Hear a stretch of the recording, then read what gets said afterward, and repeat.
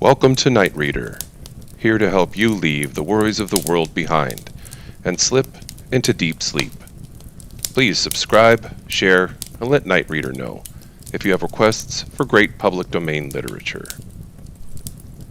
Hansel and Gretel by Jacob Grimm and Wilhelm Grimm.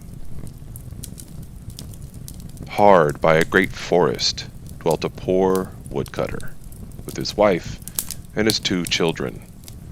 The boy was called Hansel, and the girl Gretel. He had little to bite and to break, and once, when great dearth fell on the land, he could no longer procure even daily bread.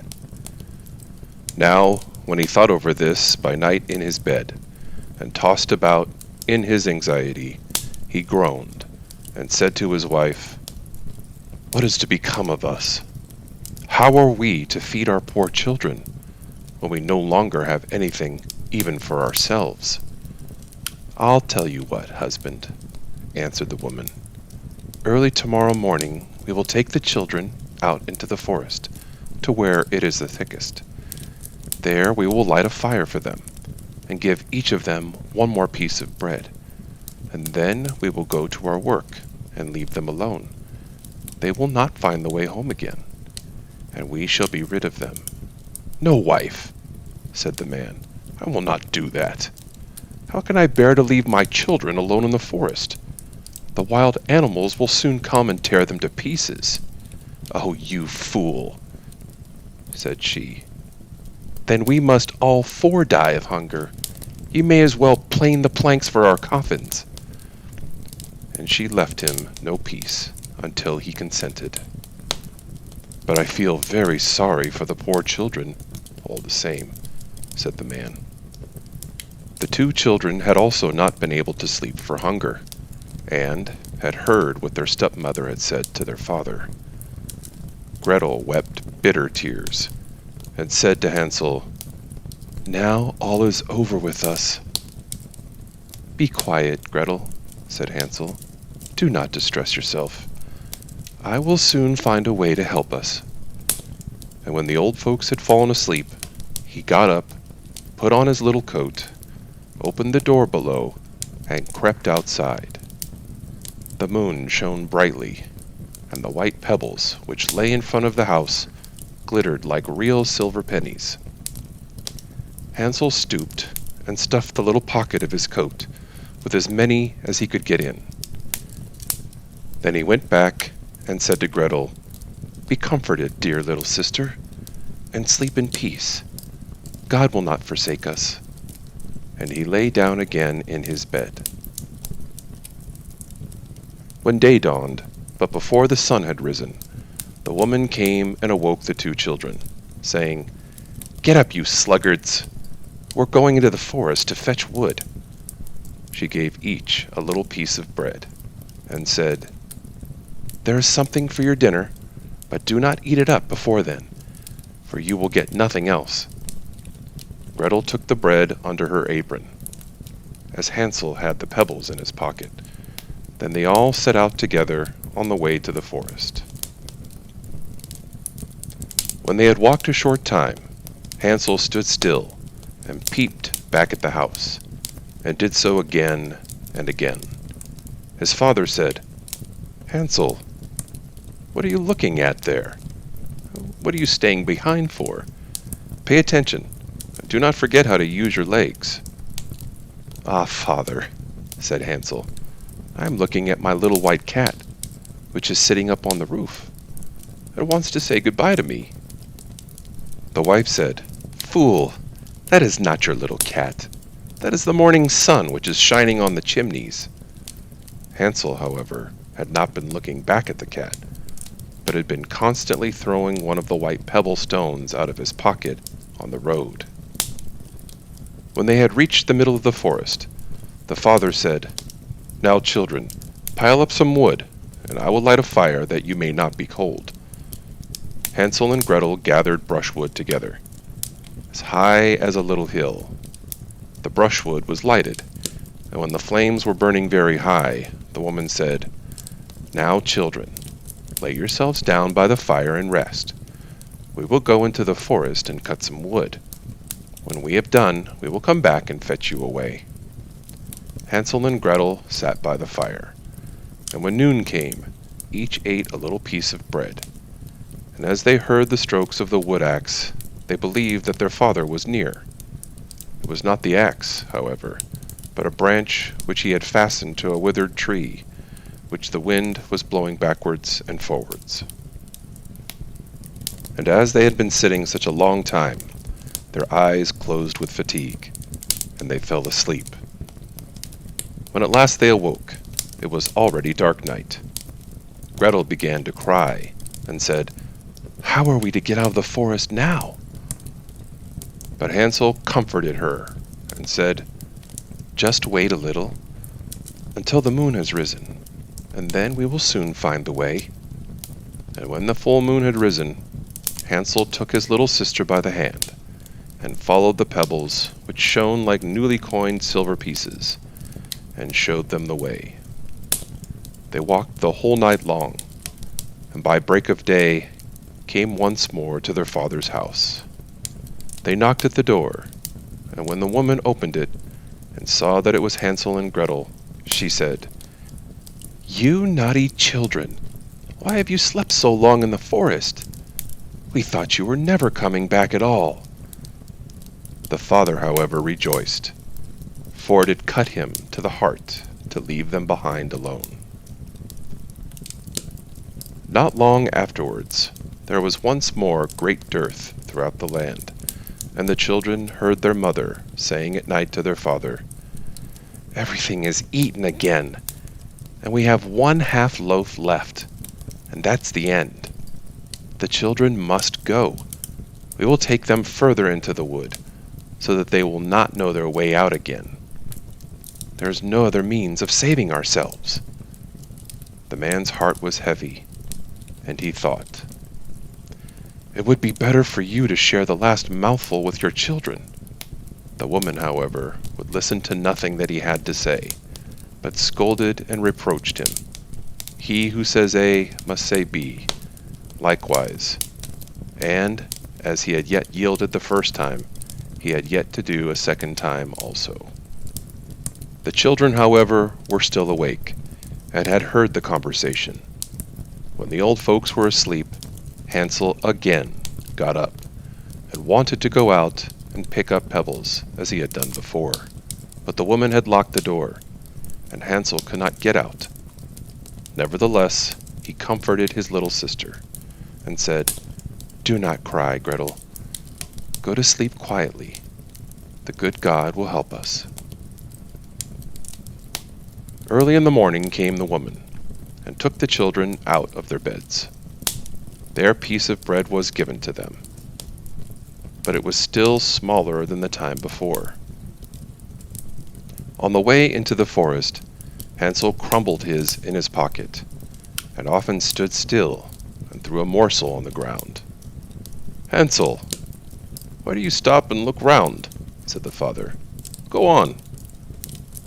"I am looking back at my little pigeon, which is sitting on the roof, and wants to say goodbye to me," answered Hansel. "Fool," said the woman, "that is not your little pigeon. That is the morning sun that is shining on the chimney." Hansel, however, little by little, threw all the crumbs on the path. The woman led the children still deeper into the forest, where they had never in their lives been before. Then a great fire was again made, and the mother said, "Just sit there, you children, and when you are tired you may sleep a little.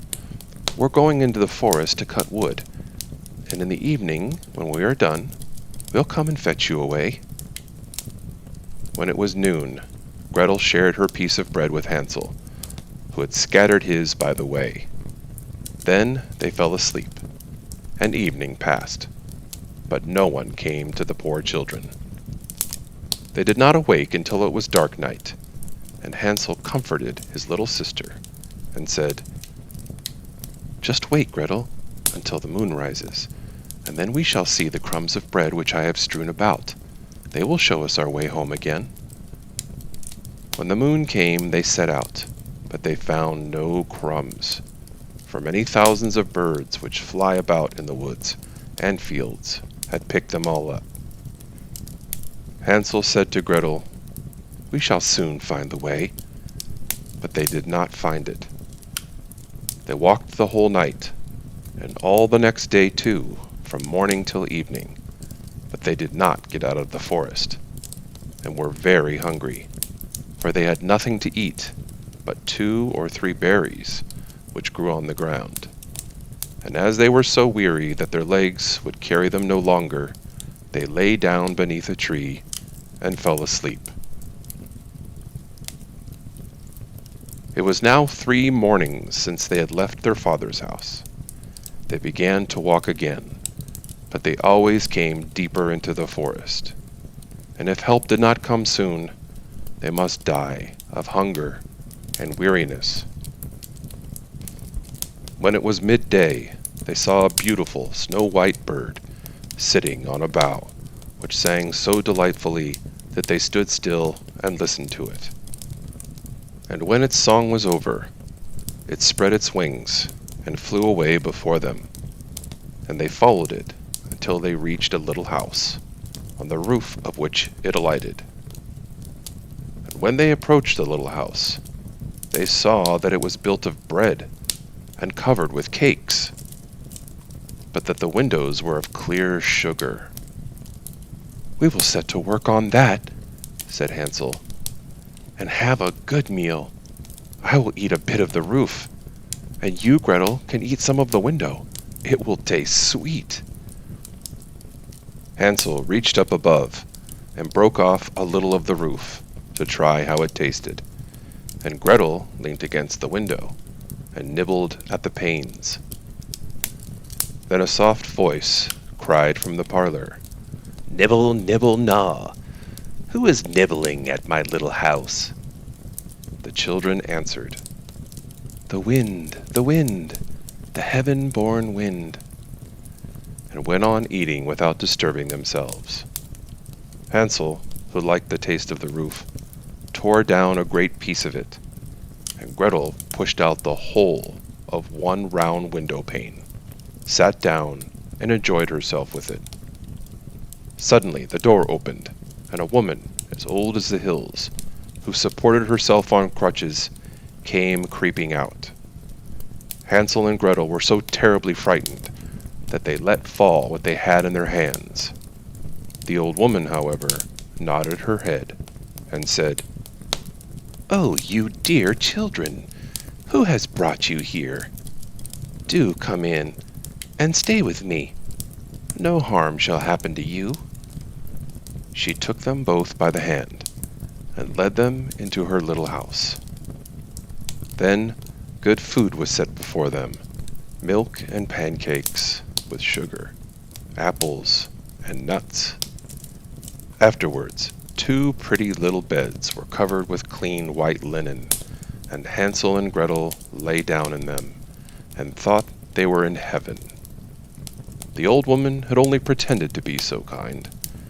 She was in reality a wicked witch, who lay in wait for children, and had only built the little house of bread in order to entice them there. When a child fell into her power, she killed it, cooked and ate it, and that was a feast day with her. Witches have red eyes and cannot see far, but they have a keen scent like the beasts, and are aware when human beings draw near. When Hansel and Gretel came into her neighborhood, she laughed with malice, and said mockingly, "I have them. They shall not escape me again."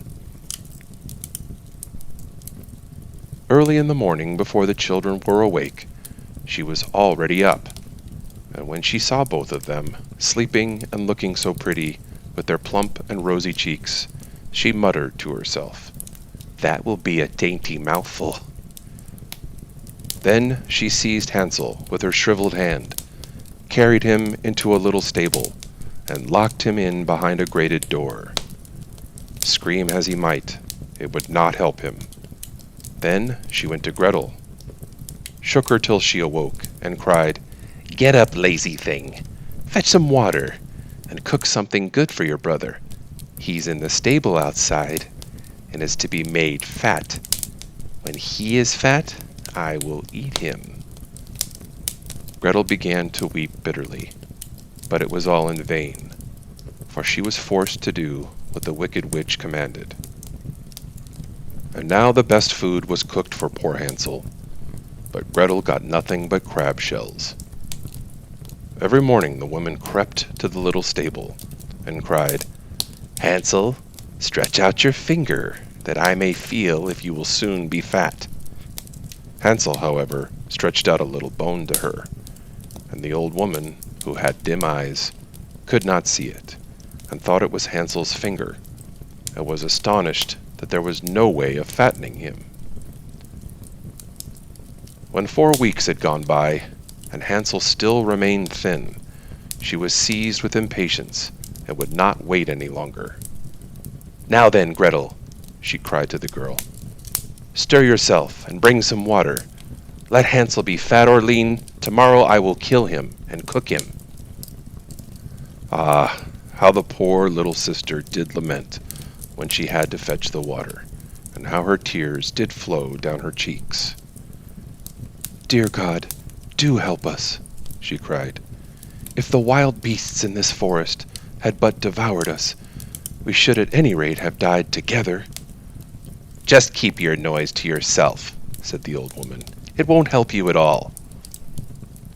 Early in the morning, Gretel had to go out and hang up the cauldron with the water, and light the fire. "We will bake first," said the old woman. "I've already heated the oven and kneaded the dough." She pushed poor Gretel out to the oven, from which flames of fire were already darting. "Creep in," said the witch, "and see if it's properly heated, so that we can put the bread in." And once Gretel was inside, she intended to shut the oven and let her bake in it, and then she would eat her too. But Gretel saw what she had in mind, and said, "I do not know how I'm to do it. How do I get in?" "Silly goose," said the old woman. "The door is big enough, just look. I can get in myself." And she crept up and thrust her head into the oven. Then Gretel gave her a push that drove her far into it, and shut the iron door, and fastened the bolt. Oh, then she began to howl quite horribly, but Gretel ran away, and the godless witch was miserably burnt to death. Gretel, however, ran like lightning to Hansel, opening his little stable, and cried, "Hansel, we are saved! The old witch is dead!" Then Hansel sprang like a bird from its cage when a door is opened. How they did rejoice and embrace each other, and dance about and kiss each other. And, as they had no longer any need to fear her, they went into the witch's house, and in every corner there stood chests full of pearls and jewels. "These are far better than pebbles," said Hansel, and thrust into his pockets whatever could be got in. And Gretel said, "I too will take something home with me," and filled her pinafore full. "But now we must be off," said Hansel, "that we may get out of the witch's forest." When they had walked for 2 hours, they came to a great stretch of water. "We cannot cross," said Hansel. "I see no footplank, and no bridge." "And there is also no ferry," answered Gretel.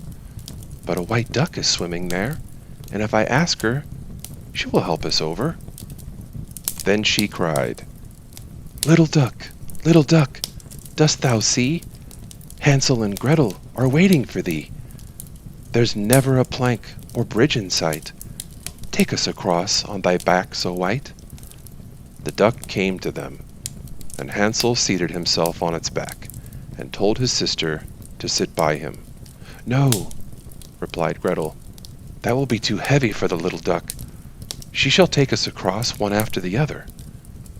The good little duck did so, and when they were once safely across, and had walked for a short time, the forest seemed to be more and more familiar to them, and at length they saw from afar their father's house. They began to run, rushed into the parlor and threw themselves round their father's neck. The man had not known one happy hour since he had left the children in the forest. The woman, however, was dead.